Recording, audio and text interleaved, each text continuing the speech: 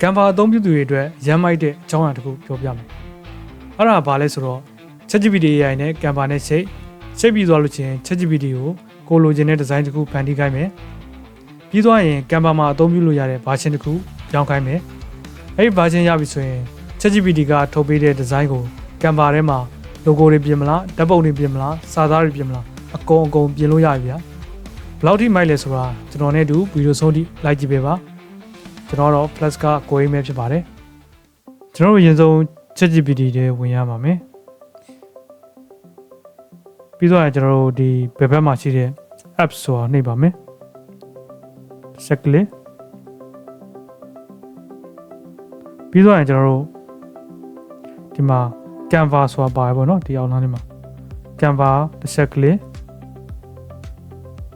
clip ပြီးဒီနောက်မှာ connect ဆိုတာပါပါတယ် connect ကိုတစ်ချက်နေဒီမှာ sign in with Canva ဆိုတာပါပါတယ်ဒီကောင်တစ်ချက်ကလေးပြီးကျွန်တော်တို့ဘယ် Canva အကောင့်နဲ့ရွေးမှလဲဆိုတာပါပါတယ်ကိုကြိုက်တဲ့အကောင့်နဲ့ရွေးလို့ရပါတယ်ပြီးရင်အောင်းသားလေးဆွဲရင် allow ဆိုတာပါပါတယ် allow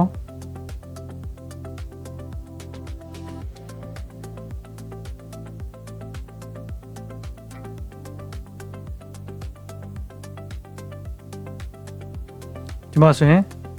Canva is installed ဆိုတာဒါဆိုရင်ပြီးသွားပါပြီပြီးသွားရင်ကျွန်တော်တို့ new chat တစ်ခုခေါ်ပါမယ် set ကလေး clip ပြီးရင်ကျွန်တော်တို့ဒီမှာ create image ဆိုတာရွေးထားပါမယ်ဒီမှာကျွန်တော်တို့မြန်မာလိုပဲရိုက်ပါမယ်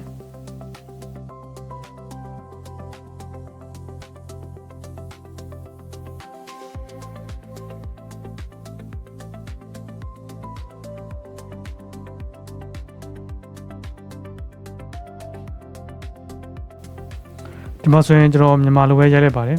ခီးသွားဝန်ဆောင်မှုလုပ်ငန်းအတွက် poster design ပုံတစ်ပုံထုတ်ပေးပါပြီးတော့ poster sign နဲ့ထုတ်ပေးပါလို့ပြောလိုက်ပါတယ်ဒီမှာကျွန်တော် image ကိုရွေးထားပါတယ်ကျွန်တော်ဒီမှာဒါလေးကိုနှိပ်လိုက်ပါမယ်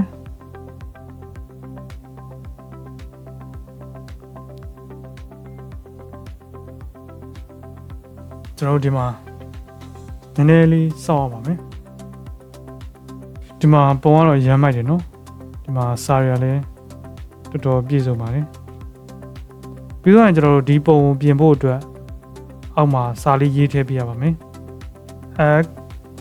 Canva ကျွန်တော်ဒီ Canva လေးရွေးလိုက်ပါမယ်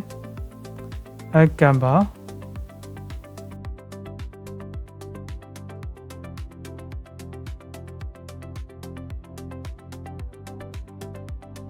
ကျွန်တော်ဒီမှာ Canva မှာပြင်လို့ရတဲ့ version ပြောင်းပေးပါလို့ရိုက်လိုက်ပါတယ်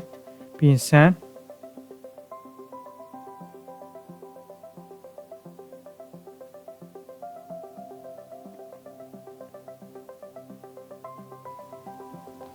okay ဒီမှာ Canva မှာပြင်လို့ရတဲ့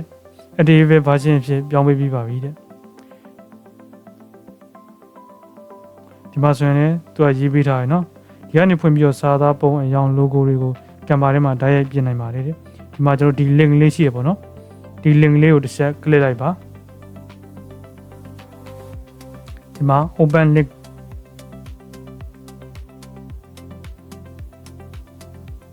ဒီမှာဆိုရင်သူက Canva ထဲကိုတိုက်ရိုက်ရောက်သွားတာပါနော်သူကဒီမှာ Canva မှာပြင်မဲ့ file ကိုကျွန်တော်ထိုင်းလို့ရေးပေးပါတယ်ကျွန်တော်ဒီဘက်မှာ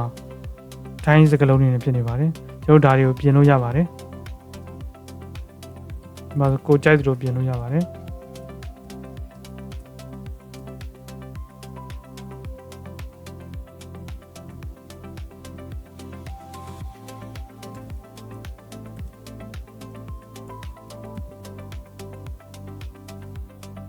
ပြီးတော့ကျွန်တော်ဒီပုံတွေလည်းပြောင်းလို့ရပါတယ်ပြီးတော့ logo တွေလည်းပြောင်းလို့ရပါတယ်အကုန်လုံးပြောင်းလို့ရပါတယ်ဒီမှာပုံနေဆိုရင်ကောက်ချွေးလိုက်လို့ရပါတယ်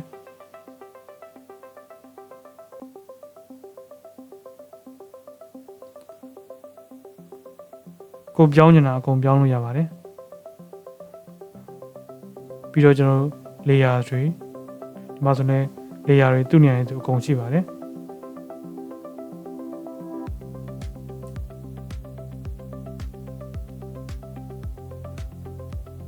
ပြီးတော့ကိုပြောင်းခြင်းတဲ့ဓာတ်ပုံတွေ